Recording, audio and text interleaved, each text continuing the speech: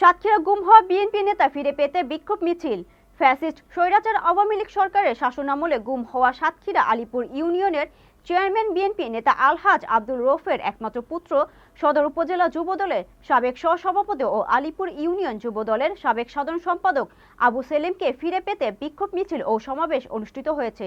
সাতক্ষীরা প্রতিনিধি মুকরম বিল্লাহ ইমন আইটিভি বাংলাকে জানিয়েছেন, সাতক্ষীরা সদর উপজেলা যুবদলের আয়োজনে বৃহস্পতিবার বিকেলে শহরের ইটাগাছা হাটের মোড় থেকে বিক্ষোভ মিছিল নিয়ে খুলনা রোডস্থ মোড় শহীদ আসিফ চত্বরে বিক্ষোভ সমাবেশে মিলিত হয়।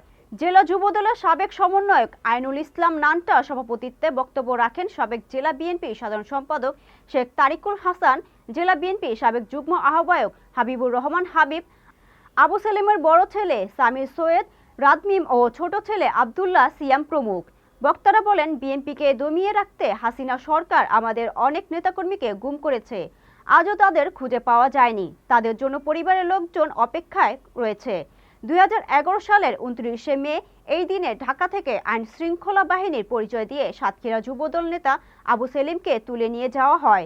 আজ 14 বছর পেরিয়ে 15 বছরের পদার্পণ হচ্ছে, তার কোনো সন্ধান মেলেনি।